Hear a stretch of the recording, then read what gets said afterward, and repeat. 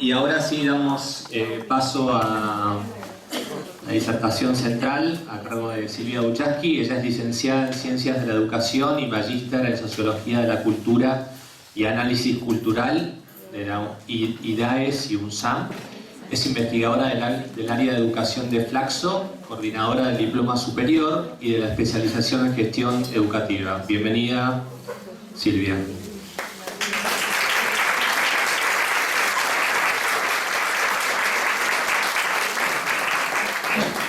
Bueno, hola, buenos días. Lejos de una disertación,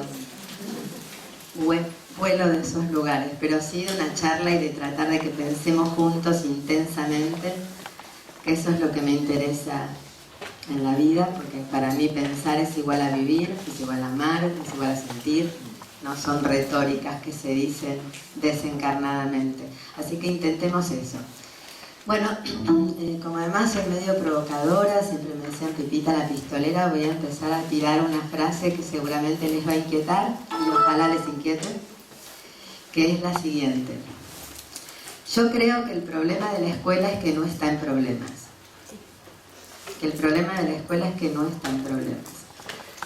Ya vamos a ir avanzando a lo largo de la jornada tratando de ver qué pensamos nosotros cuando decimos problemas y por qué creemos que lo que la escuela vive como problemas en verdad no es un problema. Son interferencias, son obstáculos, son malestares, son desconciertos, etc. Y voy a seguir con esta hipótesis. Lo que vivimos de manera aplanadora, cotidianamente, tiene una clave de resolución. Resolución ahí, comillas. La clave de resolución no está en encontrar una respuesta a cada episodio. Embarazo adolescente, un programa. Drogas, un programa. Violencia, un programa. La clave de resolución no está en... ¿Tengo una cara conocida? No está en... No, ella. Sí. ¿O será que no veo de lejos? No está en encontrar una clave de resolución a cada episodio, sino... Yo tendría DD si estuviera en la escuela ahora. Sino en pensar con qué cuerpos, y cuerpos acá no es exactamente, pero también lo es, se habita el desastre. No se asusten. Desastre quiere decir sin astros, sin estrellas. Desastre o caos tampoco es mero desorden. Vuelvo. Lo que vivimos como problemas aplanadores tiene una clave de resolución. La clave de resolución no está en la respuesta a cada episodio, sino en el cuerpo que se habita el desastre. ¿Qué es cuerpo? Primero voy a contar una situación, una anécdota, y después voy a tratar de abrir esta idea. Igual aclaro algo.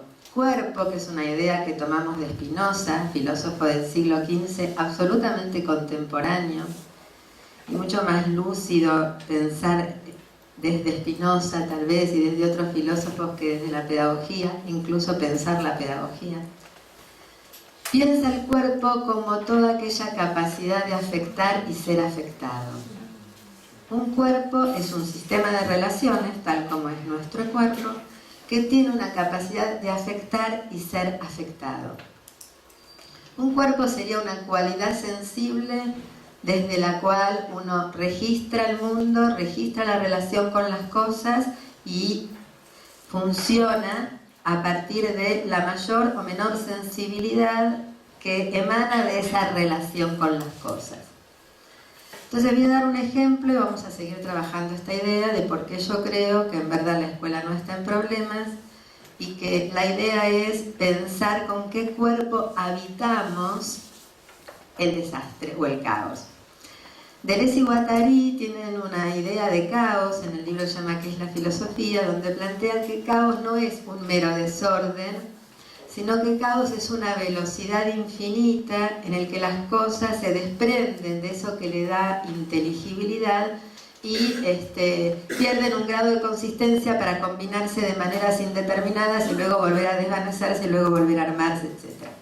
Hay una potencia en el caos. Por ejemplo, uno podría decir, cuando uno ve un pibe, ahora va el ejemplo, y no reconoce que ahí hay un niño, por eso está bueno decir pibe y no niño, porque ustedes saben que niño no es simplemente un ser pequeñito, sino que niño es una construcción social heterónoma. O sea, cuando uno dice niño, dice familia, dice escuela, dice ley, dice todavía no, dice zonas permitidas y zonas prohibidas, dice regulación de comportamientos, dice futuro, dice muchas cosas. En el antiguo régimen los chiquitos se vestían como los adultos, participaban de las ceremonias sexuales, de las tabernas, de las fiestas, y nadie hubiera dicho ninguna patología, hubiera visto ninguna patología en eso, porque era la manera en que se comunalizaban, en que se socializaban las relaciones, no existiendo todavía un Estado-nación que empieza a pensar la producción de sujetos en relación con esa operatoria de ley y con esa operatoria de prohibición. ¿Me siguen hasta acá? Si no, interrúmpanme, que a mí no me jode para nada. Entonces, cuando uno ve cosas como las que voy a contar ahora, o las miles de cosas que vemos, no necesariamente dramáticas, y no reconocemos que ahí hay un pibe, porque la psicología evolutiva nos dijo otra cosa, porque la historia ha mostrado que la construcción de la infancia se armaba en estas zonas institucionales donde había una figura que portaba un saber, etcétera, etcétera, dice, ay, ¿cómo puede existir esto? Pero en verdad lo que hay ahí es un caos, es algo que se ha desprendido de lo que le daba una consistencia y su presencia nos desconcierta. En vez de elaborar y preguntarnos las señales que tiene esa presencia, rápidamente lo queremos reponer. Es decir, no podemos entender que en el caos hay una potencia y no podemos entender también de que hay condiciones de producción para que eso se haya desprendido, y rápidamente lo queremos reponer, rápidamente vemos un déficit. Acá anoten esto, el problema que se formula a partir de un déficit no hay, no debería haber, en realidad debería haber otra cosa, es un falso problema, diría otro filósofo francés que se llama Bergson. Los problemas que se formulan como déficit, como cuestiones a reparar, como cuestiones que faltan, como algo que en realidad me encuentro, me desacomoda, y en vez de pensar el desacomode, lo que hago es tratar que la realidad se acomode a mis presupuestos, es un falso problema. Después vamos a ver incluso cómo formular el problema en términos de seguridad o violencia, es un falso problema. Voy a la situación, para que se entienda lo que planteé antes, de que la clave de resolución no está en la respuesta a cada episodio, sino en el cuerpo que habita el desastre. Desastre es intemperie, desastre es sin astros, desastre es sin estrella. No es, ¡ay, qué horror! No, no es eso. Es más, Blanchot dice que un pensamiento Blanchot fue un crítico literario, un teórico y un literario, un escritor. Decía que un pensamiento del desastre es un pensamiento no desastroso. Vale ejemplo, que tengo varios y también algunos los vamos a ver en fragmentos de película. Escuela del conurbano bonaerense. Yo quiero saber si alguien me escuchó este ejemplo alguna vez. Dígame, porque odio repetirme, tengo miles de otros. Lo que pasa es que este me parece muy gráfico. Cuando le decían a Groucho Marx que no le gustaban sus principios, él decía, no importa, tengo otros. Así que si este ejemplo alguien me lo escuchó, díganme, por favor, odio que se repita lo mismo. ¿Alguien me escuchó un ejemplo sobre Tiago, un niño del conurbano? Chiquito de 3 años, del conurbano bonaerense, jardín de infantes, entra a la escuela. Al cabo de un ratito, la maestra, la psicopedagoga, la directora, se sorprenden porque no lo ven al pibe. Lo buscan, y no estaba. Bueno, dicen, se mandan a la casa porque no lo encuentran por ningún lado. No sé si ustedes conocen el conurbano, esto es González Catán, una zona de alta concentración, muchas personas, es un planeamiento urbano, ahora les cuento todo esto porque viene al caso, que se fue generando a medida que se iban sumando los grupos poblacionales, es decir, que no se entiende muy bien el criterio de organización urbana, es un quilombo absoluto de calles, de autos, etcétera, etcétera, etcétera. Y ahora van a ver por qué les traigo este dato. Llegan a la casa, que son como 15 cuadras, y el pibe estaba ahí. Se había escapado de la escuela y había llegado. Tomen nota de estas cosas. Un chiquito de 3 años sabe llegar a su casa. Un chiquito de 3 años no es un chiquito de 3 años. Ahí hay una señal de caos interesante, porque un pibito de 3 años, yo sí me acuerdo a mis hijos, que ahora son dos grandes, los llegaba a dejar solos, al toque lloraban, se desorientaban. Bueno, este pibe tiene en su cuerpo la información del entorno en el que vive. Tiene una relación con el mundo que antes estaba mediada por un adulto. No me vengan a decir, pero es peligroso, está mal. Bueno, no sé si está mal o está bien. Es. Por supuesto que es interesante pensar una política del cuidado y por supuesto que este pibe se podía haber hecho mierda, pero no importa. No importa porque no sucedió. Lo importante es que leamos que hay algo en esta presencia y en este modo de estar en el mundo que nos avisa de otras subjetividades. Hay un registro, hay una percepción, hay una información que antes no portaba un cuerpito de 3 años. Llegan a la casa y le dice la tía, sí, Tiago estaba enojado porque, textual, dijo, no, que mi mamá me cagó a palos porque me vio aspirando la bolsita. Ay, no hagan nada. Esperen. Cuando nosotros planteamos esto, por supuesto que es terrible, pero no vamos a decir lo que ya sabemos, vamos a decir algo más para poder pensar estas cosas, por favor. Cuando nosotros planteamos esto y preguntamos cuál es el problema, algo que no voy a hacer ahora con ustedes, porque no quiero que se sientan que los pongo a prueba, la gente dice, violencia. ¿Por qué violencia? ¿Y no viste que dijo el pibe que la mamá lo cagó a palos? Mira.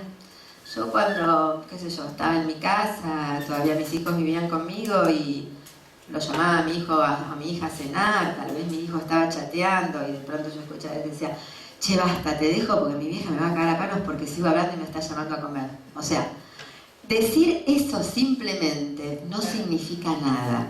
Tal vez sí, pero no lo sabemos. No problema, obstáculo. Tenemos la costumbre de un exceso y una especie de adicción al exceso de interpretación. Adicción al exceso de interpretación. Con 2 o 3 datos, nada más, ya nos armamos un mundo que nos tranquiliza. Nos saca del desconcierto. No nos ponemos a pensar. Usamos lo que sabemos, por eso el saber no siempre tiene un valor. Usamos lo que sabemos al servicio de organizar la ansiedad que nos provoca una situación desconocida. Y entonces, a partir de ese exceso de interpretación, montamos dispositivos, derivación, asistente social, psicóloga. Resulta, es bien psicótica a veces la situación, porque resulta que armamos un montón de cosas que nos demandan energía, esfuerzo, recursos financieros, etc., mientras la vida sigue por su curso complejo, duro, y también por su curso interesante. Y nosotros convencidos de la conclusión que sacamos y todo el dispositivo que armamos. Ahí no hay un problema, porque además un problema, ya les dije, no puede plantearse en términos de déficit, porque simplemente lo que plantearía es cómo evitar lo que sucede. Y si decimos cómo evitar lo que sucede, estamos haciendo cualquier cosa menos sumar algo a la existencia. Porque lo que no queremos es que lo que sucede no suceda. Pero eso no es lo mismo que sumar algo a la existencia, que afirmar algo, que crear algo. Entonces, un problema que no está metido en la lógica de la creación no es un problema. Y ahora también después vamos a hablar que creación no es creatividad, porque el mercado también es creativo, es sumamente creativo. Todo el tiempo está inventando productos que puedan despertar la necesidad de consumo. Creatividad no es cualquier cosa. Creación tiene que ver con la posibilidad de inventar formas de existencia, no con sé creativo y hago algo que antes no estaba y entonces no. Cualquier cosa no es creación, ni la creación es individual, ni responde a una mente iluminada, sino a una lectura muy sutil de lo que pide la situación. Pero bueno, me corro. Entonces decíamos, dicen violencia. Veíamos otra cosa, otra de los datos interesantes de un problema es que un problema lo es si tiene plurales consecuencias. Un problema lo es si tiene plurales consecuencias insospechadas. Cuando la consecuencia es una, que el pibe no se escape más, y además no es insospechada, porque ya lo sé, En verdad yo digo que tengo una pregunta, pero no la tengo. Porque decir, ¿cómo hago para que no se escape? Eso es solamente poner un signo de interrogación a una enunciación. Eso no es una pregunta, yo ya tengo la respuesta. Yo no quiero que se escape, quiero que esto no pase más. Simplemente lo que trato es de pensar las estrategias para que eso no acontezca. No digo ni que está mal ni que esté bien, digo es cualquier cosa menos un problema. Pensando que el problema es algo que tiene consecuencias plurales e insospechadas, que el problema supone una creación, que el problema supone una investigación de algo que no sabemos. Bueno, sigamos. ¿Cuál es el problema? Volvemos a preguntar. Nos dicen, ¿y seguridad? Porque hay que hacer una pared de 800.000 metros, porque el pibe se trepó 4 metros, la escuela no es segura. Bueno, hacemos una pared así, bien carcelaria, resulta que hay un agujerito en alguna otra pared y como el pibe es chiquito, se escapa por ahí. O sea, seguimos persiguiendo la respuesta acertada al episodio pensando que en esa relación resolvemos algo. Resolver, ergo, evitar que suceda. Bastante pobre como horizonte de existencia. Bueno, ¿cómo formulamos nosotros el problema? De lo que les conté. Nosotros lo formulamos así. Un cuerpo de 3, es decir, ¿por qué digo cuerpo? Puede más que lo que nos imaginamos un niño de 3. Un cuerpo de 3 puede más que lo que nos imaginamos un niño de 3. ¿Me ven? Igual si no me ven no importa, pero me escuchan. ¿Por qué digo cuerpo? Porque ya vimos que niño no es cualquier cosa. Que es chiquito, que se escapa, que se trepa, que no se cae, que no se lastima, que calcula cuestiones de velocidad, que calcula cuestiones de relación con el obstáculo para poder sortearlo, que llega a su casa en un barrio tan complejo desde el punto de vista geográfico, urbano y desde el punto de vista de la dinámica cotidiana que tiene y no se pierde, no es un niño. Lo cual no significa que no pida de nosotros un cuidado, lo cual no significa que no pida de nosotros de qué se trata la relación con estos chiquitos que tienen estos rasgos y que tienen este mundo ya en su mundo. Pero no es un niño desde la perspectiva convencional, desde como Philippe Arié describe lo que es la infancia, lo que es la juventud, que son construcciones sociales, que responden a todo lo que dijimos antes. Decimos cuerpo porque cuerpo es esto, una capacidad de afectar y ser afectado. Tiago es un cuerpo, tiene una capacidad de afectar y tiene una capacidad de ser afectado por el mundo. Se mueve en relación con esas afecciones. Entonces, si yo digo un cuerpo de 3 puede más que lo que nos imaginamos un niño de 3, la consecuencia de eso, y aquí viene lo interesante de esta formulación problemática, es que yo, maestra de este chiquito de 3, con todo lo que acabo de describir, no puedo volver al otro día a la escuela a cantarle el elefante trompita. Tengo que pensar de qué se trata ser maestro de un cuerpo de 3 que tiene este poder, que tiene esta información, que tiene este modo de desplegarse en el mundo y que también nos plantea la pregunta de qué se trata el cuidado, de qué se trata el acompañamiento, de qué se trata la relación con un cuerpo de 3 que no es un niño de 3. Si yo digo, no puedo ir al otro día a cantarle el elefante trompita, lo que estoy diciendo es el desafío que yo tengo que pensar como maestra frente a estos cuerpos, me coloca a mí en un lugar de investigación. ¿Qué es ser maestro en estos tiempos? ¿Qué es ser maestro de un pibe que porta un poder que la psicología evolutiva y la tradición pedagógica no le otorgaban? Entonces ahí el problema, el maestro está en el problema. ¿Se entiende? No es del pibe, de la madre violenta, de la seguridad, de la psicóloga, de la psicopedagoga. Yo estoy en el problema, no sola. Porque hacerme esa pregunta supone también pensar cuál es la condición adecuada, colectiva y grupal para poder pensarme como maestro de un pibe de 3 que no es un niño de 3 al que le puedo cantar boludeces, sino que tengo que ofrecer un desafío para que el pibe no tenga ganas de rajarse. ¿Se entiende? Y un desafío para mí también, cuyas consecuencias también sean insospechadas para mí. Entonces, con esto un poco lo que estoy tratando de mostrar es una de las hipótesis que nosotros planteamos, que es que pensar es pensar problemas más que soluciones. Que pensar es pensar problemas más que soluciones. En realidad, la cuestión es tener un buen problema.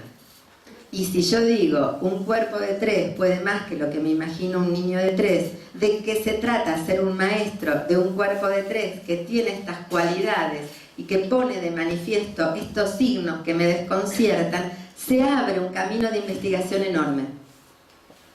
Entonces, el problema también tiene la posibilidad de efectuarse, no es una retórica que queda ahí, sino que tiene la posibilidad de efectuarse, pues yo tengo que pensar de qué se trata ser maestro, tal vez la planificación me la mande al diablo, porque no se trata de planificar objetivos, contenido, sino se trata de ver, a ver qué proyectos, qué apuesta, qué hipótesis, y lo puedo hacer así, en un gráfico, ¿qué me importa? No tiene que tener este ordenamiento, lo que tiene que tener es vitalidad, lo que tiene que tener es cuerpo, lo que tiene que tener es un valor que despierte interés en todos los que estamos ahí. Y tengo que pensar también de qué se trata la investigación, si no es una investigación solitaria.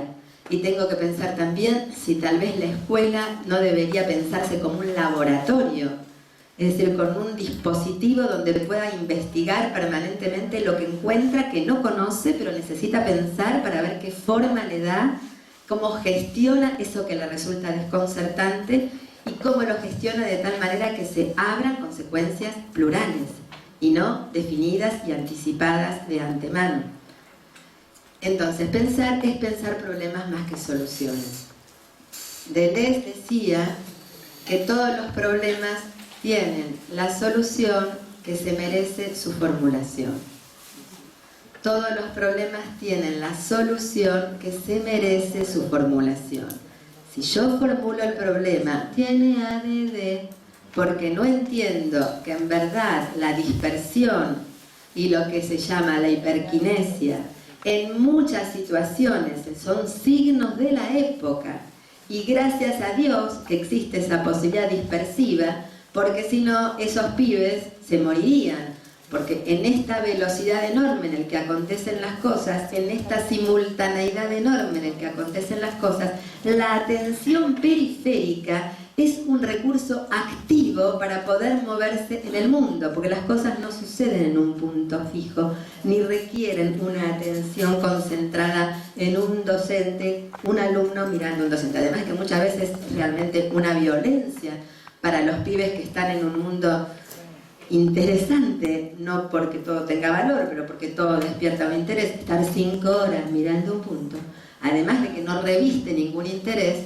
Por otro lado, el mundo pide una atención periférica. Entonces muchas veces ADD, por eso digo, yo tengo ADD, tengo una atención absolutamente flotante, me van a ver tal vez que interrumpa.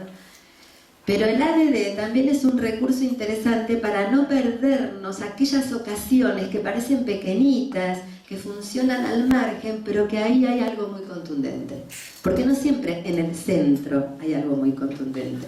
Más bien a veces es clandestino no porque se oculte de la ley, sino porque es sutil, porque es insospechado, porque es imperceptible, pero muchas veces en esas cuestiones imperceptibles hay algo muy potente.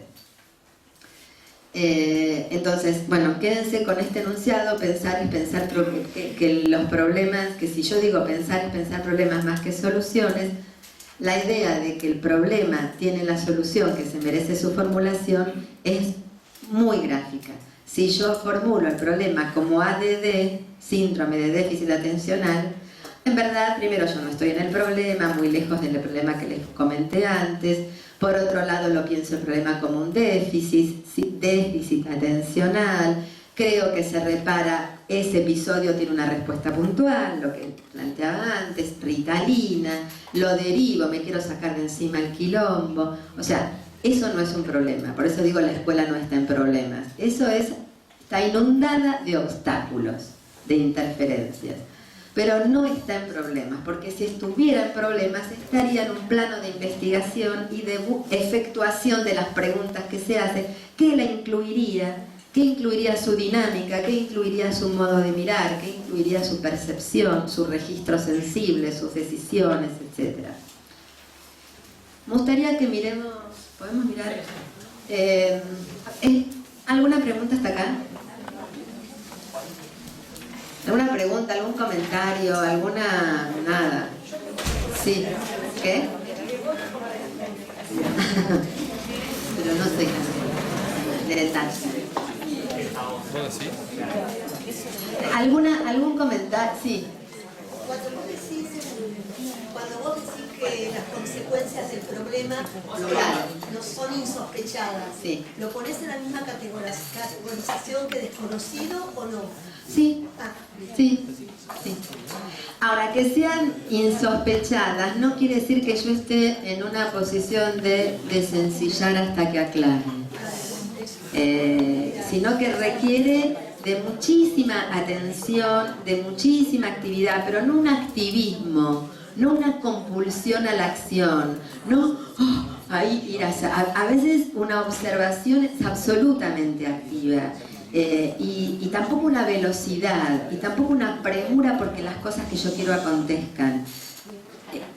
Después vamos a hablar de la intuición, que es un método de reflexión muy profundo y que no es, ay, ¿qué sentís? Nada, no es eso.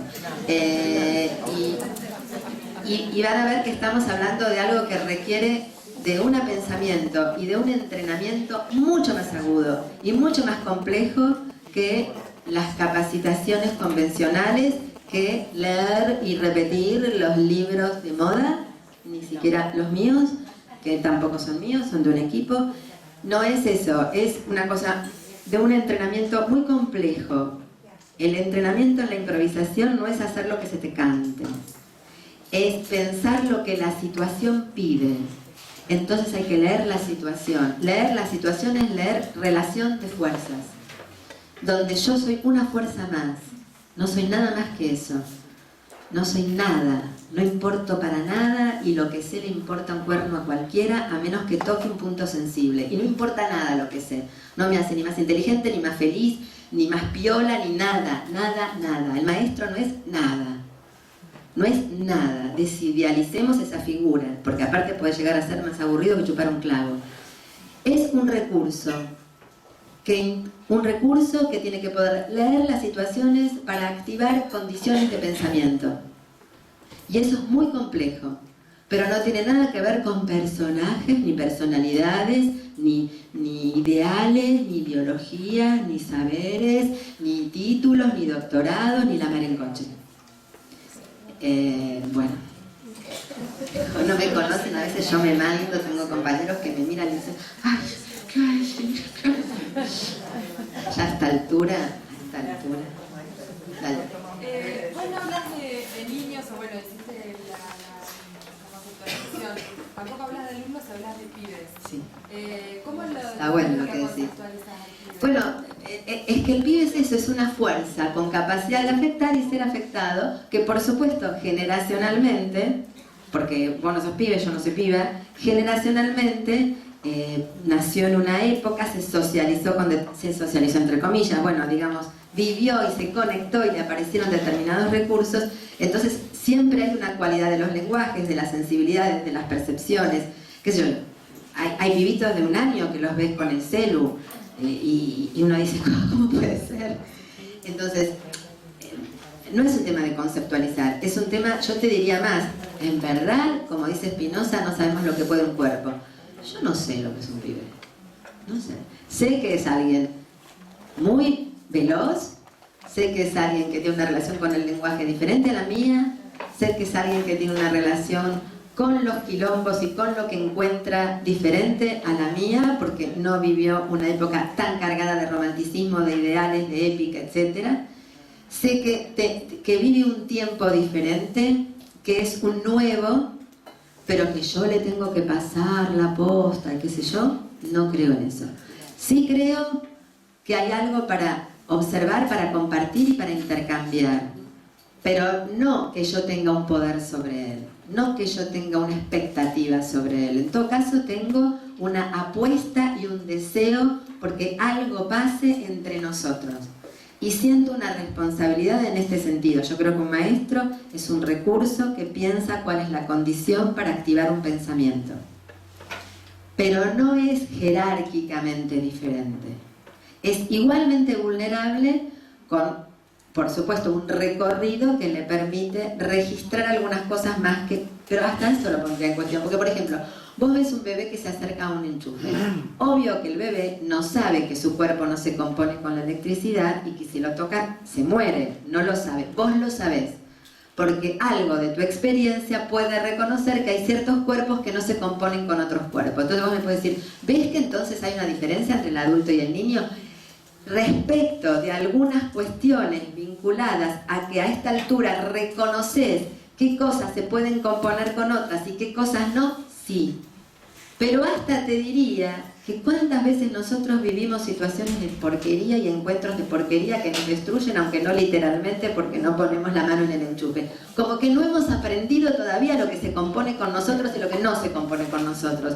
Y a veces los pibes, mucho más chiquititos, ya tienen una percepción sensible de por acá no voy, por acá no. Entonces, hasta lo que yo te digo, después lo pongo en duda. Pero en principio, por supuesto, digamos que si hubiera alguna diferencia tiene que ver con que podés tener un registro de lo que se compone. O sea, yo pongo un vaso con veneno acá y un pibe, por más que vea que dice veneno, que no lee, y vos haces así, tal vez lo quiera tomar igual, porque no sabe. O sea, desde esa perspectiva te diría que sí, pero eso no te hace, eso no te da la atribución de querer tener un poder sobre el otro, de querer saber todo sobre el otro, de creer que sabés todo sobre el otro y de que tenés un plan de vida para el otro. No, es otra cosa. Hay que repensar de nuevo la relación adulto-niño. Yo no digo que no haya que pensar esa relación. Lo que digo es, la prefiero pensar con problemas, con interrogantes y no con tanto supuesto y con tanta premisa. Porque de igual con toda esa premisa y todo ese supuesto no pasa nada. No pasa nada interesante en general. Los pibes te putean. A ver, les quiero leer una cosa. Esperen que agarro los anteojos antes de pasar la peli.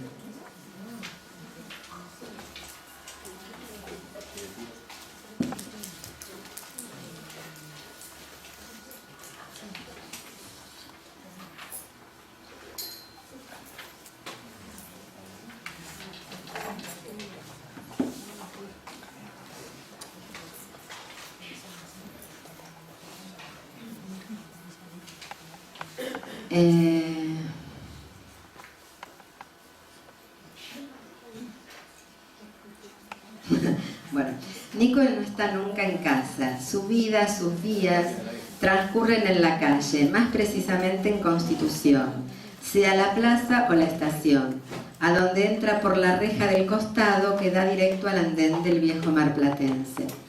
Allí se acobacha con sus amigos a fumar, charlar, pelear, etc.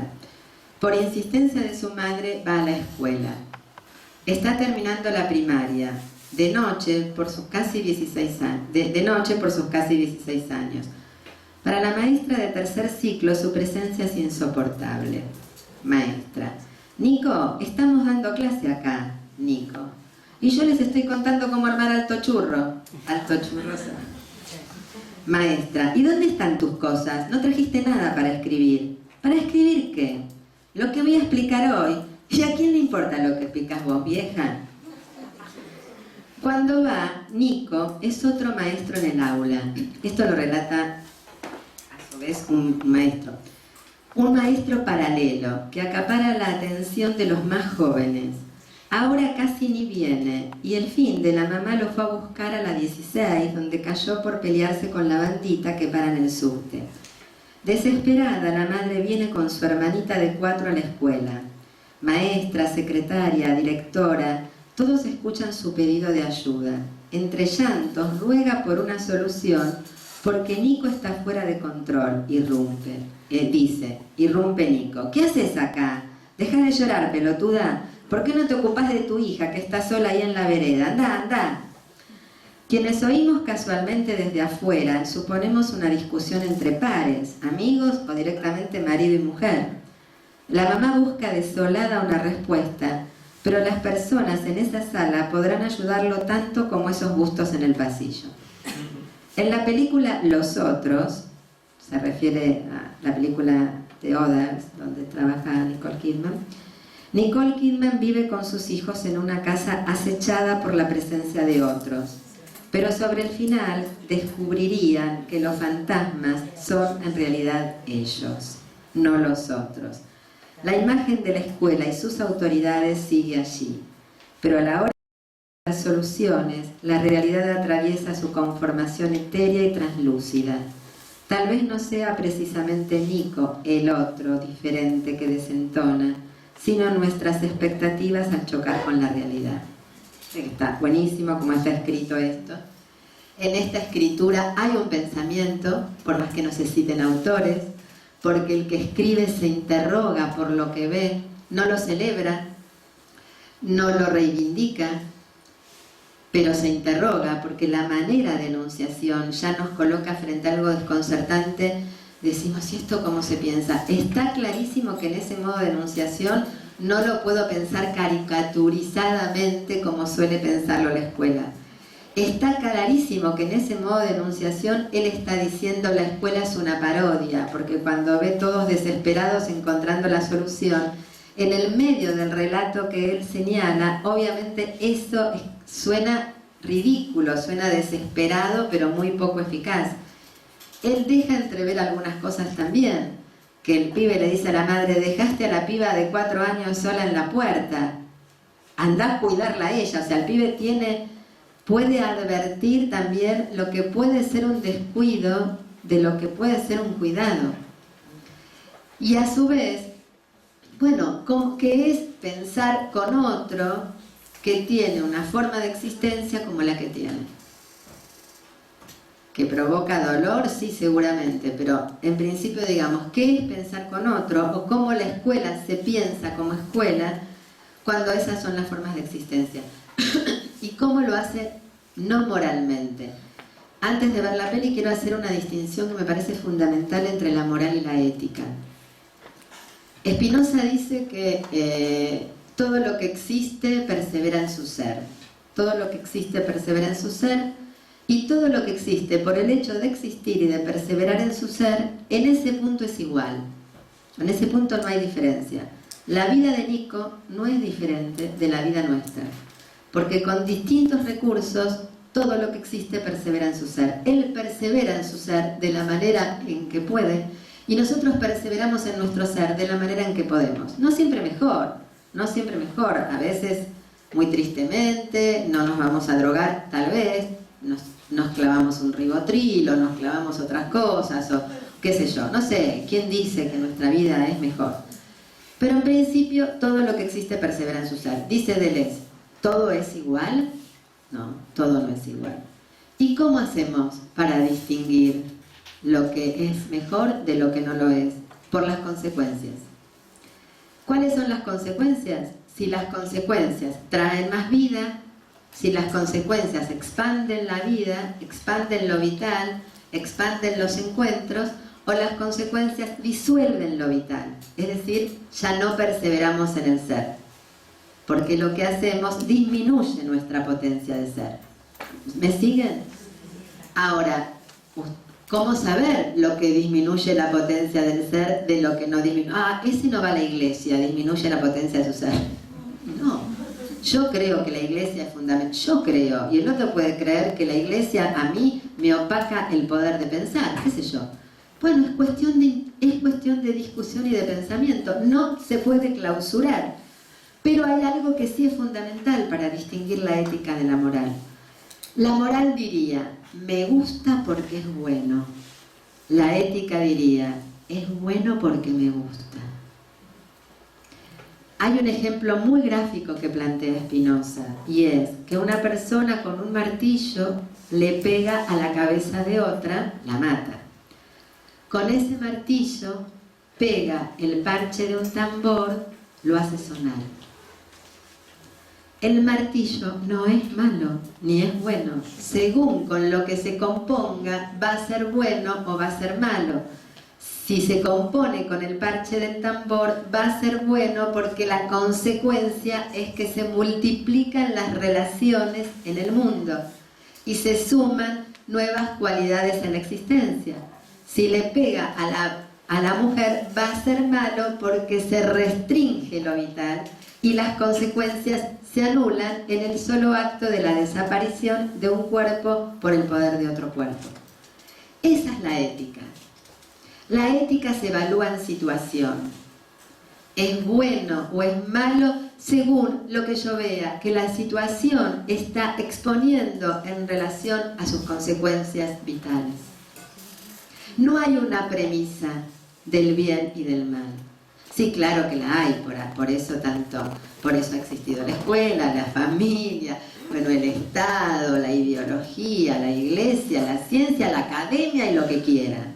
Secular o no secular, hay una moral judio-cristiana, científica, que organizó el alma de los pueblos. No está ni mal ni bien, fue la manera en que se gestionaron los vínculos, las sociedades.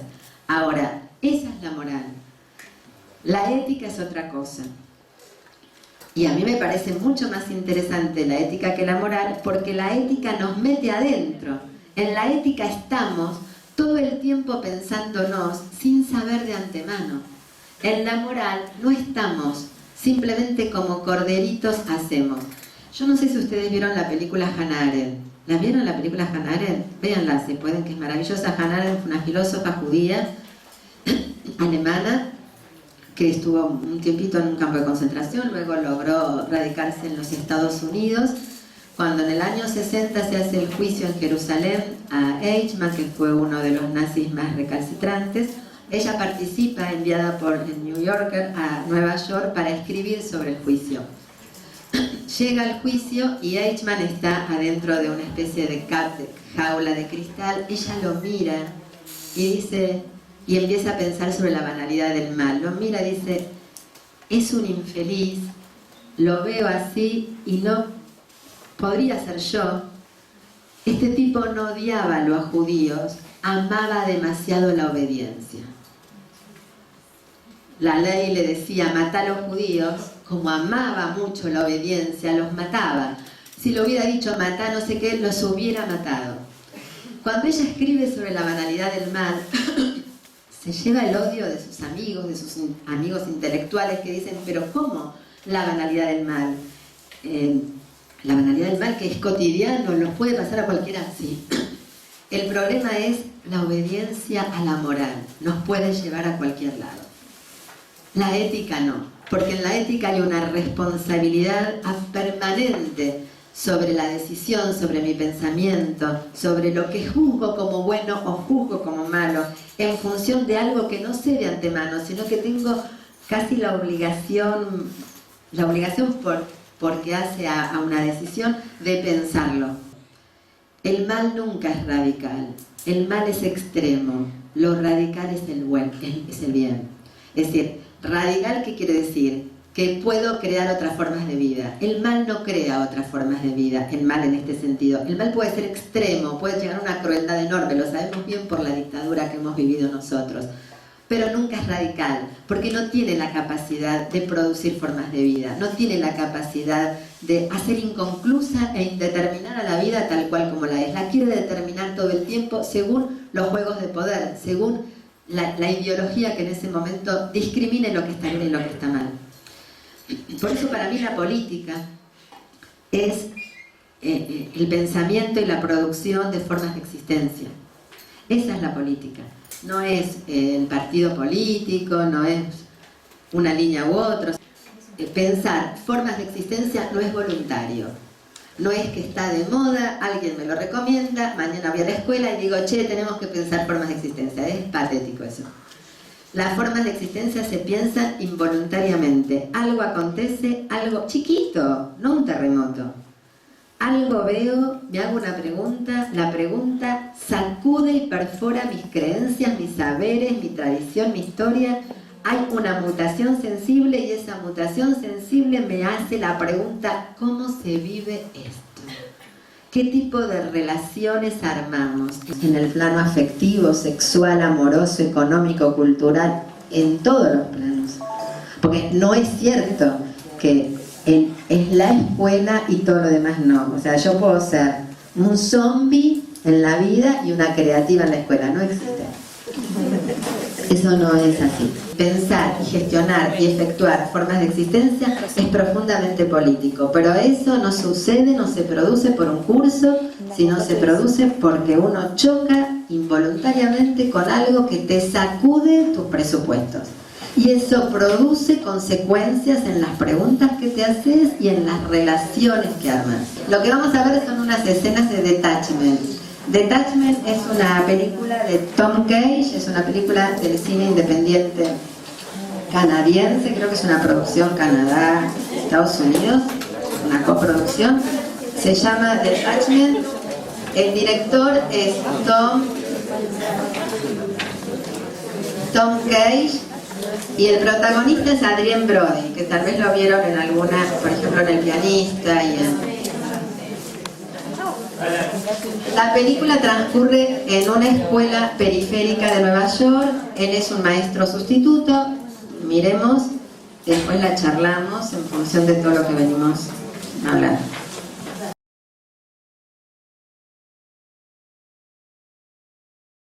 ¿Qué les parece lo que vieron? ¿Qué les despierta eso? Y una situación bastante difícil, ¿no? Para el docente, para estar ahí, cómo llega, cómo se plantea, la agresividad que va y viene.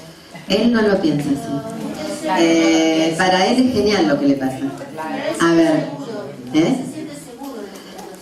sí, pero vamos a tratar de hacer un esfuerzo de no pensar en términos personales, porque esa también es una adicción que tenemos. Vamos a tratar de ver qué le pasa a cada personaje. La cámara pone acá y entonces yo pienso en este, acá, y pienso en términos de lo que puede fulanito, lo que no puede fulanito, los rasgos personales, los atributos personales, lo que le debe pasar. Obviamente hay personas y obviamente son las personas las que están encarnando esa situación, eso es absolutamente así. Pero van a ver que hay otra vía de pensarlo, donde uno no es que se sustrae de ver que ahí hay personas que están sintiendo y están afectadas por lo que les pasa, pero que hay una vía que no es una vía personalista de pensarlo, sin duda, aunque haya una encarnación de individuos, sino que pasa por otro lado, pasa por ver qué se registra, qué se mira, cómo se percibe, qué afecciones se producen, qué reacción a cada afección. O sea, en vez de preguntar quién lo hizo, por qué lo hizo, qué le pasa al que lo hizo, qué siente el que lo hizo, qué sé yo lo que siente, yo no estoy ahí. O sea, hay que poder, ¿cómo leemos eso en relación solo a lo que nos dice acá, sin hacer supuestos, de nuevo exceso de interpretación, porque ya hay un montón acá para decir, y también en relación con nuestra, pero qué nos pasa a nosotros cuando vemos eso. No es qué decimos de eso, sino qué decimos de la relación. Lo que vale es si nos vale a nosotros un cierto pensamiento en la relación con las cosas. No creer que, ay, ella tiene razón, él tiene razón, ella dice la verdad. ¿Qué sé yo? El director cuando filmó esto que pensó, no importa, no importa, importa lo que me produce, si tiene valor o no tiene valor, pensarlo de un modo, pensarlo de otro. Si me abre un camino interesante, pensarlo de un modo, pensarlo de otro, no ver si efectivamente lo que estoy pensando pasó. Sí. No sé qué. Sí. No, yo creo que es un poco lo que dijiste antes, que él hace una apuesta para que algo pase más allá de todo.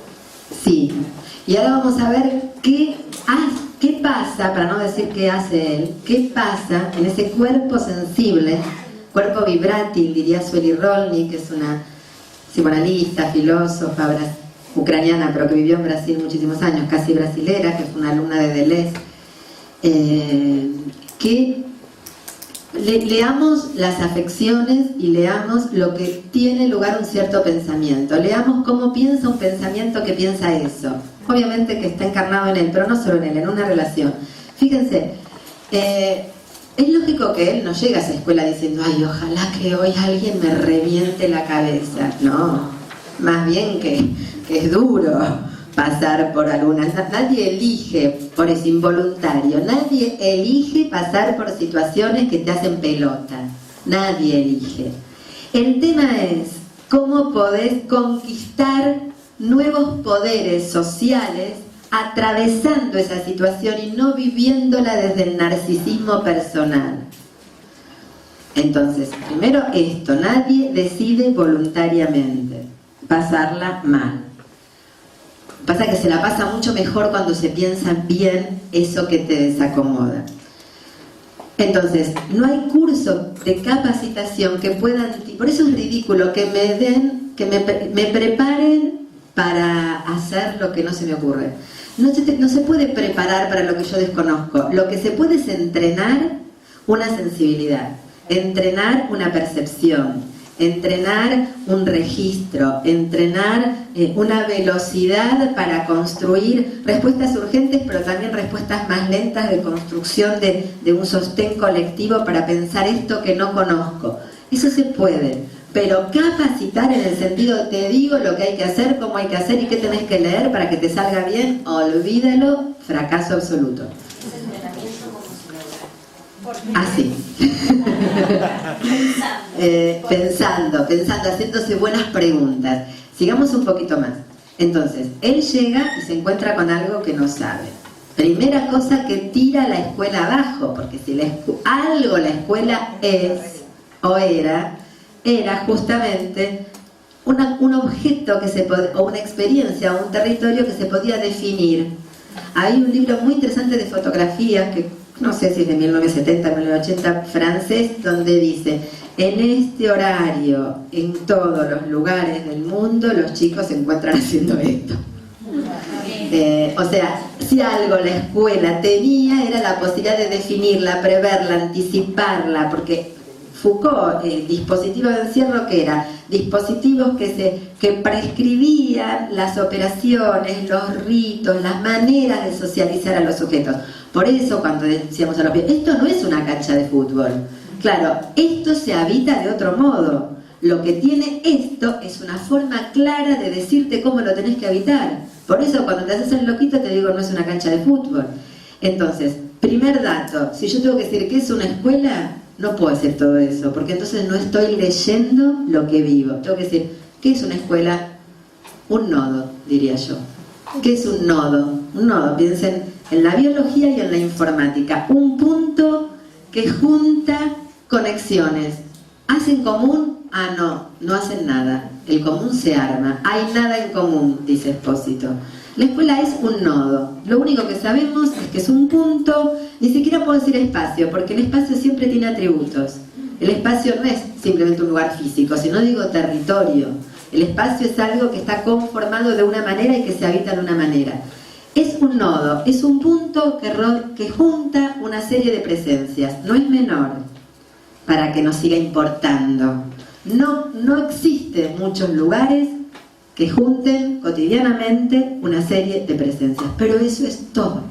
No puedo decir todo lo que me dice la historia, la pedagogía y la tradición, porque vemos que eso es representación, pero eso no es nominación de lo que existe, no es la cosa, no es un lenguaje que describe la cosa, es representación, evocación de algo que aconteció en un momento que quiero seguir creyendo y que leo, pero no es un lenguaje performativo, porque no nombra una cosa en movimiento.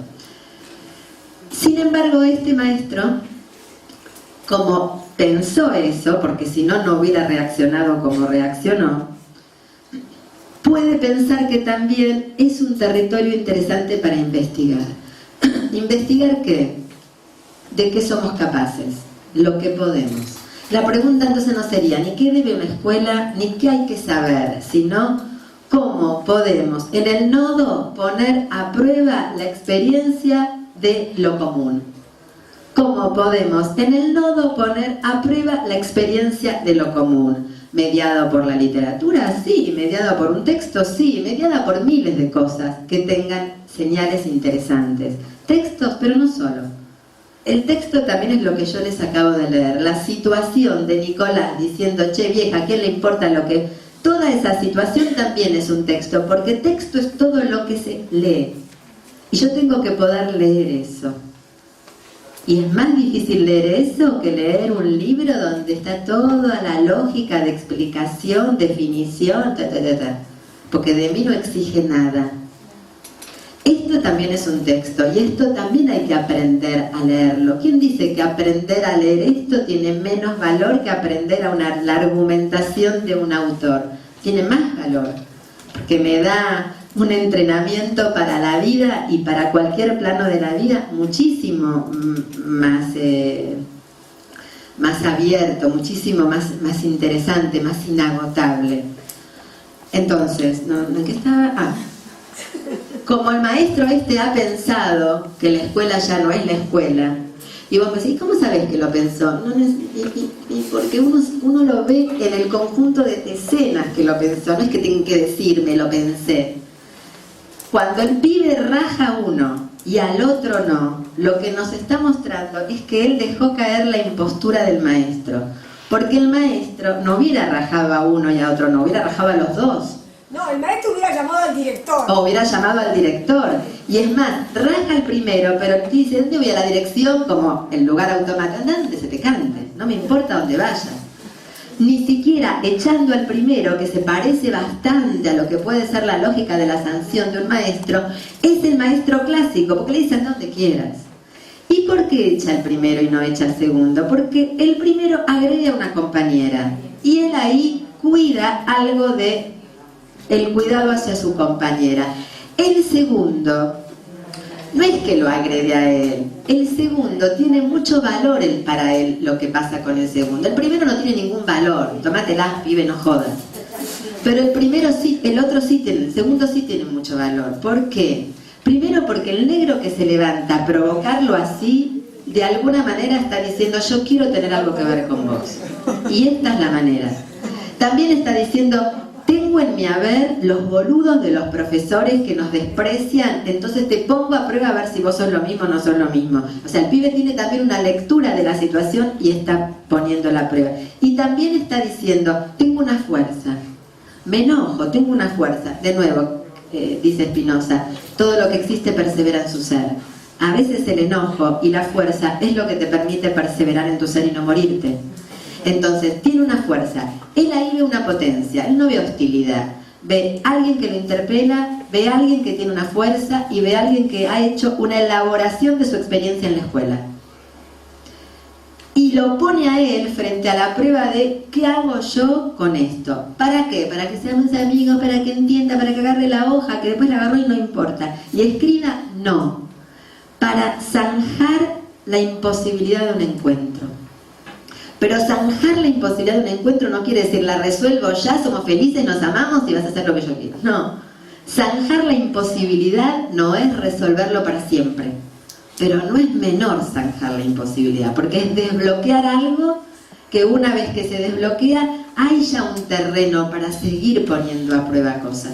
Pero tengo que seguir pensando porque no está resuelto, no está resuelto. Y eso es lo interesante, no puedo descansar.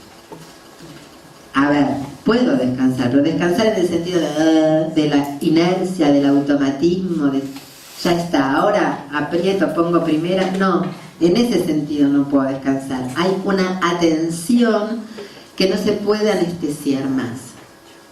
Hay pero no una atención y una atención, pero no estar alerta, no estar asustado, no desconfiar, pero es una atención. Estar atento porque no es que con esto ya está. Entonces me parece que acá hay algo interesante, que es que el tipo se está haciendo una pregunta, aunque no la formule explícitamente. La pregunta es eso, ¿cómo poner a prueba la existencia de lo común?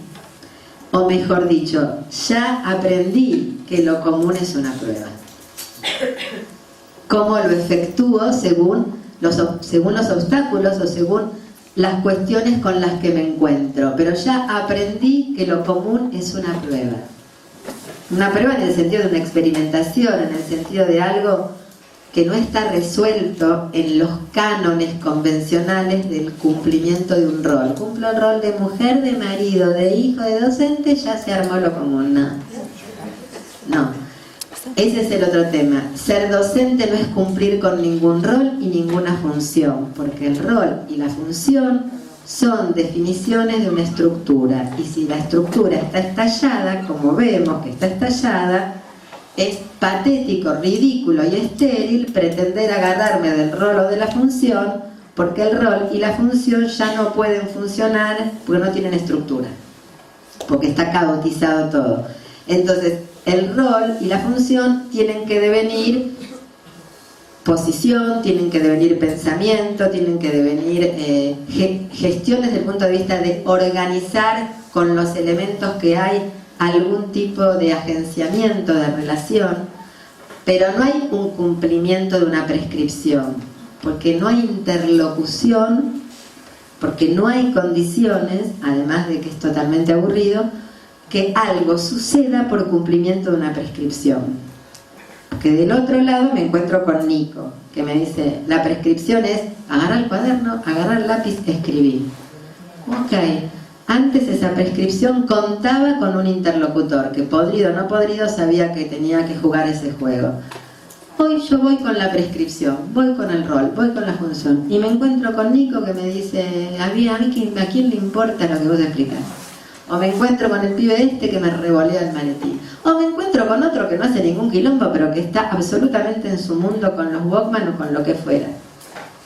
Entonces, si la función ya no funciona, como decía Ignacio Leucovitz, si los supuestos no están puestos, tengo que barajar y dar de nuevo. ¿Qué dicen?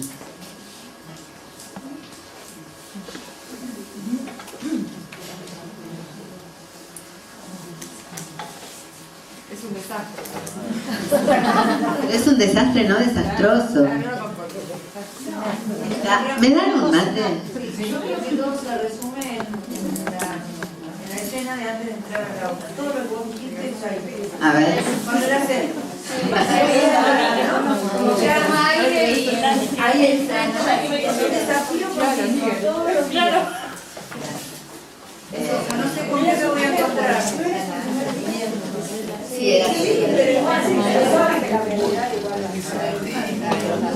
Sí, pero la ese... última escena donde él también le da el espacio a la chica, ver cómo fue, no revolvía.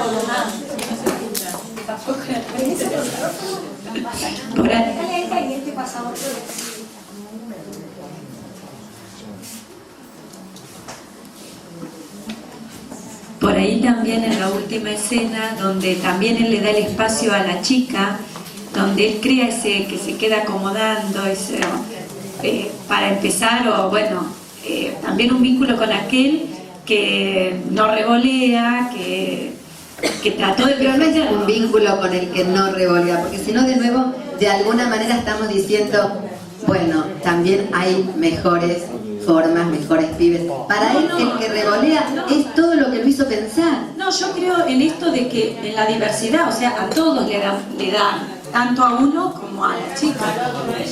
A ver, una cosita, espera que quiero decir algo sobre esto de la diversidad porque me tiraste así el pie absoluto.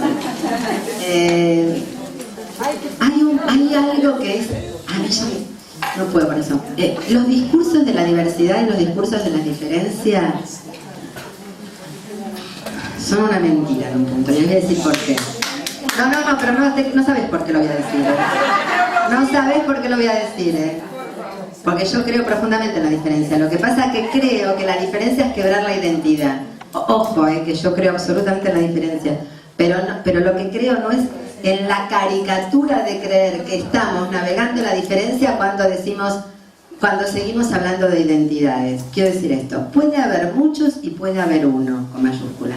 Muchos no significa diferencia. Si yo estoy pensando desde una misma lógica, si yo estoy registrando desde una misma lógica, si lo que prima es un mismo modo de retórica, incluso de la diversidad, o un mismo modo de ser.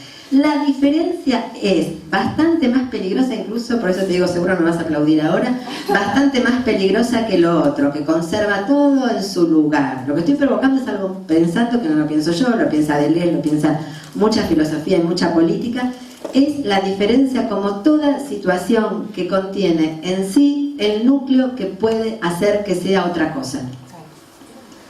O sea, todo puede ser otra cosa. Entonces no hay identidades, no es el blanco, el negro, el violento, el pobre, el uruguayo, el gay, el homo, no. Es que toda relación puede y necesita sufrir sus propios procesos de diferenciación. Entonces, eso es mucho más radical y peligroso para cierta moral que los otros discursos que no revisten ninguna peligrosidad. Esto sí es mucho más peligroso, porque esto es que si yo miro nuevas formas de sexualidad, no estoy pensando solamente, ay, tengo que respetar al gay, que es Mariano. Bueno, sí, no importa. Lo que quiero decir es que si yo veo nuevas formas de sexualidad, yo pienso de verdad la sexualidad y pienso que algo de la identidad se fue al carajo. Y aunque yo no habite tal vez cierta forma de sexualidad, tampoco estoy afuera de la interrogación por los diferentes modos de estar en el mundo. Esa es la profunda diferencia. No es encerrarlos en los guetos identitarios y hacer un día de la multiculturalidad donde los uruguayos traen, ¿cómo se llama? La torta, lo que comen, chipá. Y los mexicanos traen, yo estuve en México mucho tiempo, las fajitas. Eso es exotismo y festival. Eso no es la profunda diferenciación. La profunda diferenciación es que las formas de existencia nunca están plenamente determinadas y siempre hay una afuera. Afuera no es afuera de la escuela, el negro que viene de... No, afuera es afuera de lo homogéneo, de lo único. Siempre hay una afuera que tensiona una forma para poner a prueba si no puede sufrir otras formas. Esa es la verdadera diferencia. Mucho más peligrosa que la otra, ojo al piojo, mucho más peligrosa que la otra. Y para mí mucho más radical y más interesante. Es lo que dice Hannah Arendt, el bien es lo único radical. Es decir, lo que perfora modos de sensibilidad y modos de vida. Entonces, aquí la diferencia no se ve porque hay un negro y hay una gordita, sino... Gracias. Que las diferencias se ven en que el maestro, fíjense esto, hay un pibe que nos dijo a nosotros una frase genial, que la resume todo, un maestro del conurbano de González Catán, nos dijo, muchas veces para seguir siendo maestro tengo que dejar de serlo. Esa es la diferencia, el que fuga de un modo y prueba otro modo para seguir teniendo que ver en ese escenario.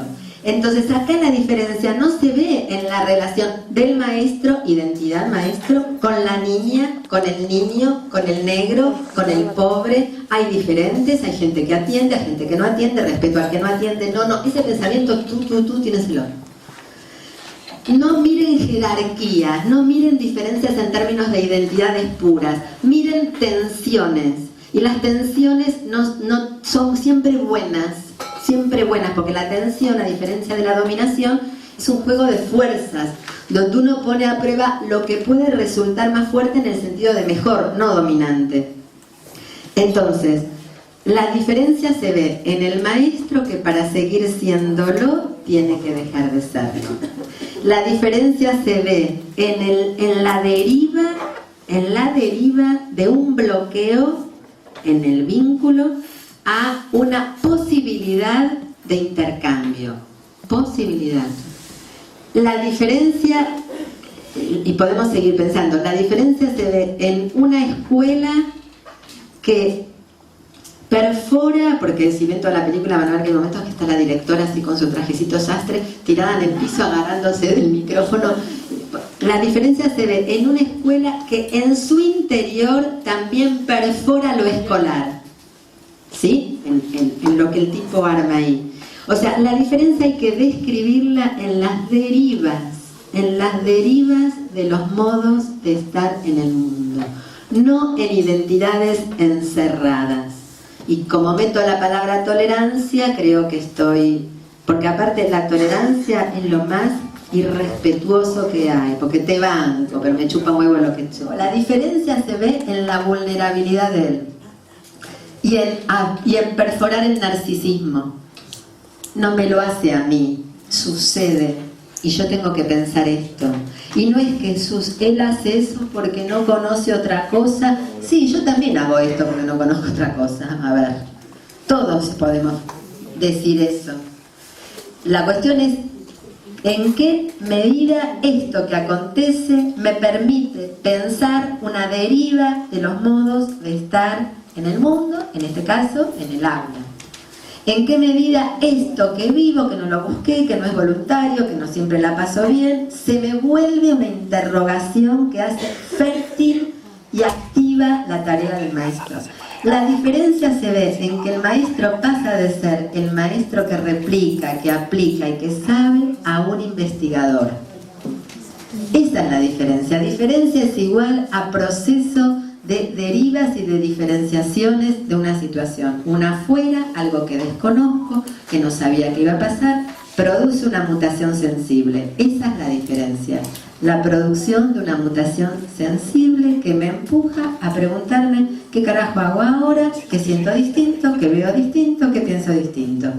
¿Quiénes son mis aliados? ¿Con quiénes me junto? ¿Qué dispositivos ahora, qué pienso distinto, qué veo distinto, qué siento? Ese es el proceso de diferenciación. No la suma de identidades para el espectáculo folclórico y exótico del multiculturalismo. Muchas veces dicen, y bueno, pero por eso ahora quiero... ¿Me dejas ver lo del blog, Victoria? Ya te dejo. Muchas veces dicen, bueno, pero no tenemos... estamos, lo cual es verdad, ¿no? La precariedad laboral de acá para allá, lo cual es verdad. Pero hay algo que es muy importante que tengamos en cuenta. Por eso yo les quiero mostrar un blog que se llama Ver qué onda, de un grupo de pibes de escuela secundaria, que en la precariedad absoluta y saltar de un lugar a otro, en el conurbano, que es Buenos Aires, es muy difícil, ¿no? En ese sentido hay otras temporalidades que están buenas, que yo veía esta sierra, ya está, digo, me quiero venir a vivir a otro lado, ¿viste? Porque vivir allá es un estrés enorme. Pero sin embargo estos pibes logran un colectivo de pensamiento, lo cual nos muestra que no pasa la cosa porque nos permiten, nos otorguen. Obviamente que está bueno que haya otra organización laboral, obviamente que está bueno arrancarle al Estado todo lo que podamos para que las condiciones, obviamente que está bueno y es necesario, pero pensar no es un permiso otorgado. Se piensa porque no se puede hacer otra cosa. Se piensa por necesidad y por violencia. Por violencia en este sentido que hablaba, ¿no? Violencia del afuera. ¿Afuera qué? Afuera de lo pensado. Afuera como afuera de lo pensado, no afuera de la ventana. Y se piensa cuando no podemos no hacerlo, cuando ya no podemos no hacerlo. Es que uno no lo decide, ya se te cambió el ADN. Se te cambiaron las células y cada cosa que vivís, no cada cosa, sino sería una locura atómica, pero digo, las situaciones que hacen a la exigencia social, se te vuelve una inquietud que no podés sino escribir, en mi caso, que necesito escribir todo el tiempo, y buscar a mis compañeros y escribirles por mail y juntarnos y pensar juntos y tirar cosas. Ah, sí. Quiero hacer una preguntita. Sí, perdón. Disculpa. No entendí la deriva. La deriva es la variación. Algo deriva, algo pasa de ser una cosa a ser otra cosa. Pero está bueno tu acotación, porque hay una diferencia profunda entre el cambio y el movimiento. Lo que yo estoy pensando es el movimiento y no el cambio. Yo puedo decir, este pibe estaba adentro, ahora está afuera, cambió. O lo que le di a Victoria, este pibe era un quilombo y ahora hace todo, qué sé yo, cambió. La expectativa se cumplió, pero yo veo que hay una tristeza enorme. Cuando hablo de deriva me refiero a un movimiento radical, me refiero a la diferenciación de las formas de vida, de las formas de estar, de las formas de relacionarse, no a cualquier cambio. No al cambio que una cosa era de una manera y ahora es de otra y ahora es como yo quería que sea. O sea, deriva es que algo creció, se alteró, mutó, no en función de una expectativa y de una premisa moral, sino en función de una fuerza que lo hizo pensar. Pensar es efectuarse, es ser, no es... Lo hizo pensarse. de otro modo. Y ese otro modo no está cerrado, es inconcluso. Y es rico e inagotable. Esas serían las derivas.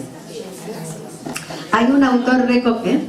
No, evolución no. Porque evolución es algo que se puede pensar como una especie de secuencia progresiva en una línea. Y acá no hay línea.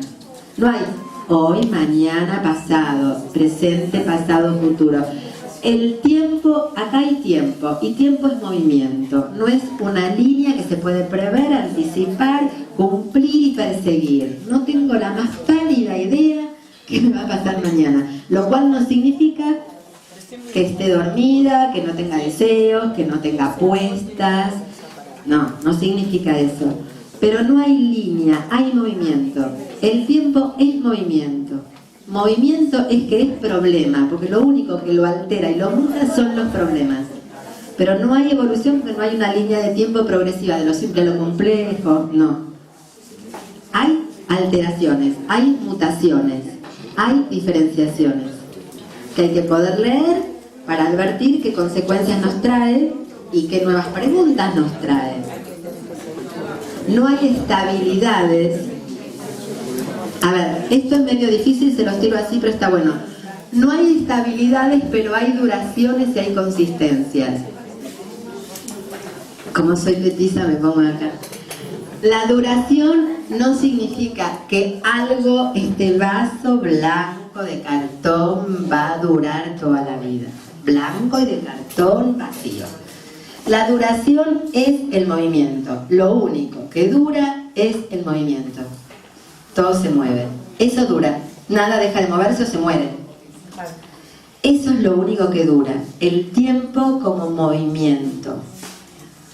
No como línea previsible. Y en ese movimiento hay consistencias, porque perseguimos la consistencia. Necesitamos que las cosas tomen forma y consistan. Pero que consistan y tomen forma no quiere decir que se congelen en esa forma. No quiere decir que se fosilicen. ¿Se entiende? No quiere decir que se vuelvan cemento concreto. La forma de las cosas que necesitamos que tomen, lo bueno es que siempre sean inagotables, es decir, que siempre puedan también albergar la posibilidad de también ser otra forma.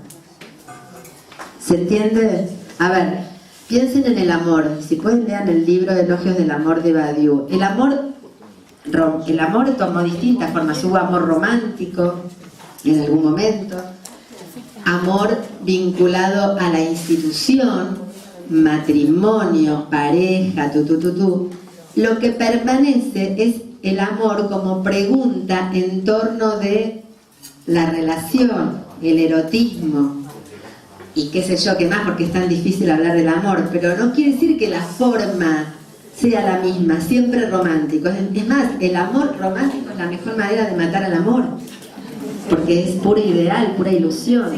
O el matrimonio, o la pareja convencional. No, va sufriendo mutaciones y a veces estamos en relaciones que no le podemos poner un nombre. No sabemos lo que es. No sabemos si es un amante, si es un novio, no sabemos lo que es. Y bueno, estamos investigando ahí a ver lo que es. Y muchas veces nos asusta porque no lo podemos encasillar y queremos matar, no, esto yo no puedo, porque si no es tal cosa y no es tal otra, no. Entonces, ese es el punto. No buscar una forma que tal vez desconocemos. Investigar cuál es la mejor forma para que esa relación crezca. La mejor forma no es la forma heredada, es la mejor forma que pide la relación. ¿Se entiende? Esto en todos los planos. Entonces, por eso digo, no es que uno no persiga, y aparte es una pregunta, ¿cuál es la manera de consistir? ¿Qué sé yo? La pregunta vale, porque todos necesitamos cierta consistencia, pero no nos apresuremos a responderla.